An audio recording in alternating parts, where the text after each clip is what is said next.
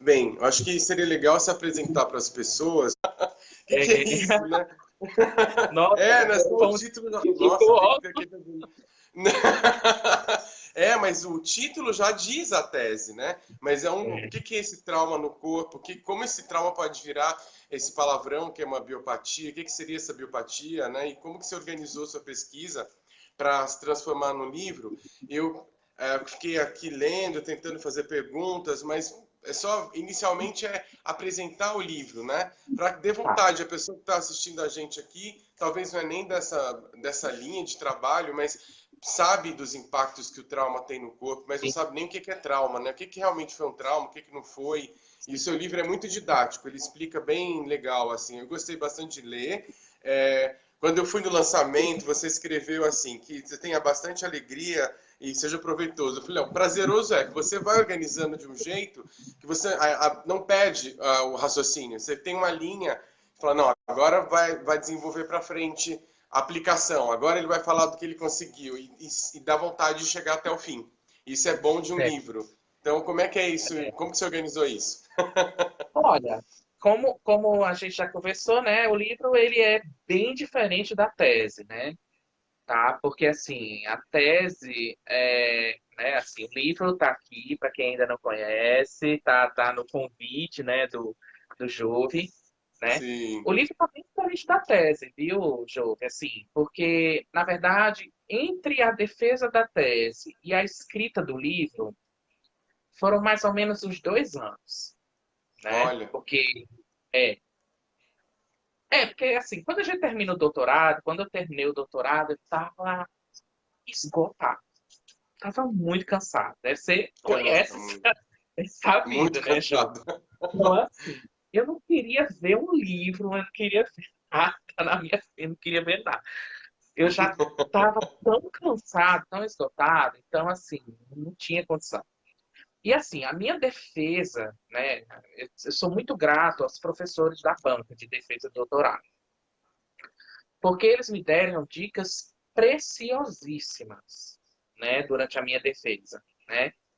Porque durante o processo, né, de discussão do texto, né, em si, os professores eles me deram observações, eles me deram algumas dicas, inclusive eles recomendaram a publicação do livro, né? E o texto ficou muito modificado, né? Assim, e a minha preocupação na modificação do texto foi justamente no sentido de não perder o rigor acadêmico, porque, de uma certa forma, é um livro que é fruto de uma tese, né, de um processo, mas tentar trazer uma linguagem que fosse a mais didática possível para compreender um tema que é um tema muito complexo, né? De pensar, por exemplo, como é que do trauma você vai configurando um sintoma, né? E o que é que a gente pode fazer com isso? Se é que a gente pode fazer alguma coisa com isso, né? Então, o livro ele vai percorrendo, primeiro, num primeiro momento, né?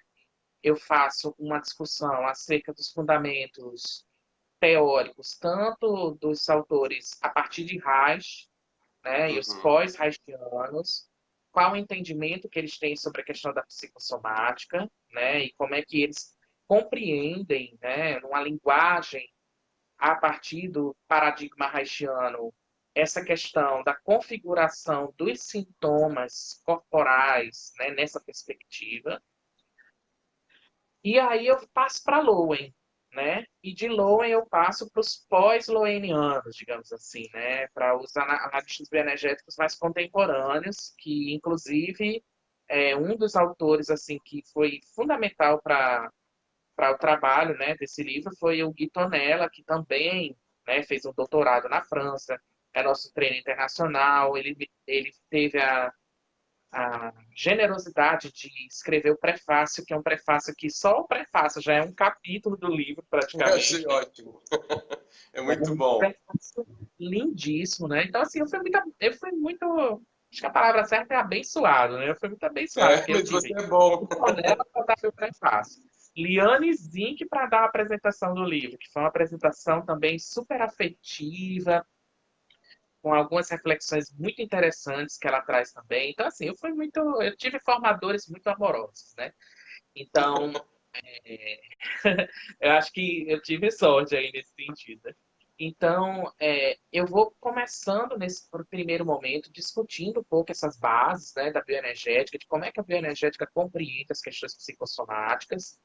Aí eu Uhum. parto da premissa do Lowen, né? Porque o Lowen Sim, vai é uma coisa trazer interessante que tem um gráfico que você. É uma imagem que é muito legal, que é essa daqui, que está na página 46. Aí eu fiquei sim, pensando, nossa, adorei isso aqui, dos olhos, do ouvido. Aí eu fiquei procurando, quem fez isso? Você que fez. Falei, olha que danado, ele é muito. Eu falei, mas de onde ele tirou isso aqui? Qual que é o autor? Você, né?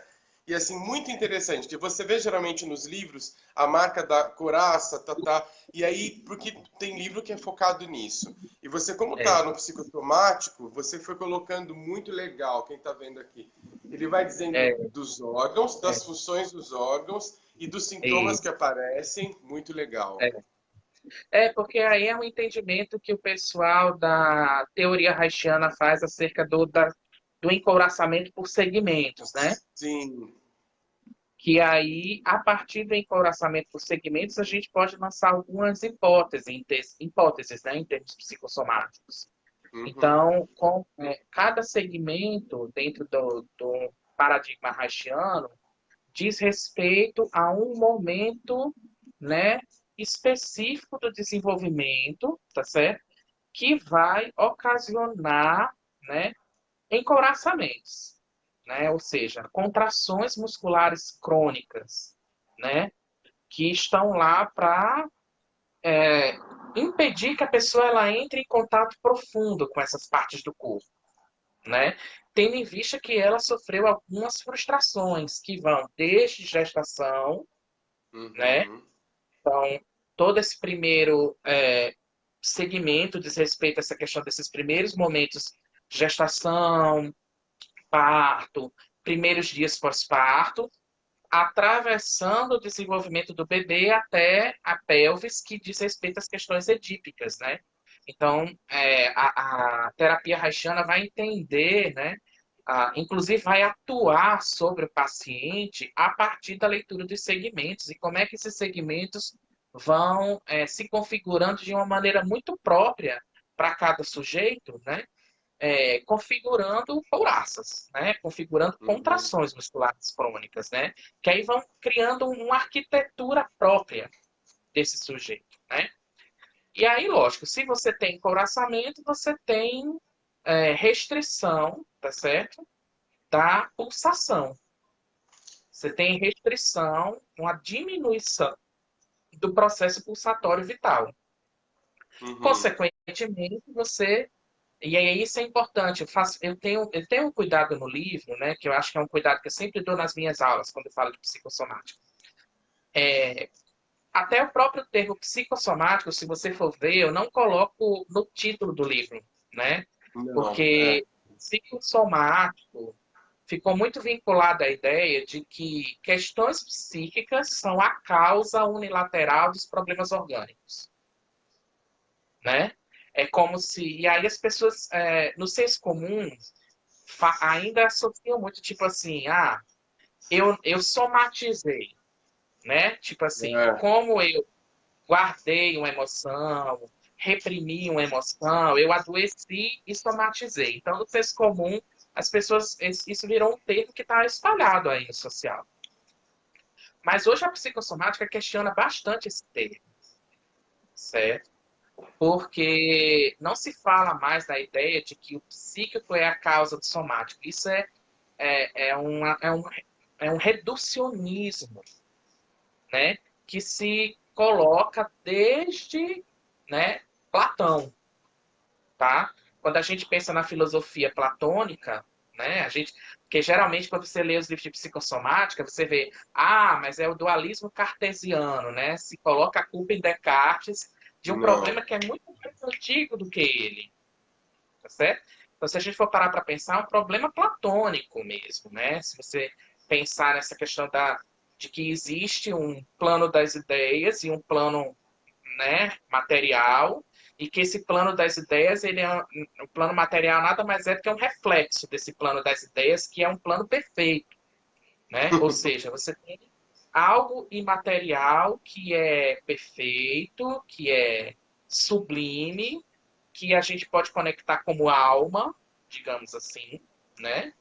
E que se reflete nesse plano aqui, que é um plano imperfeito, que é um plano infinito, que é um plano que é nada, é só reflexo. A consciência nada mais é do que esse reflexo que vem desse plano outro,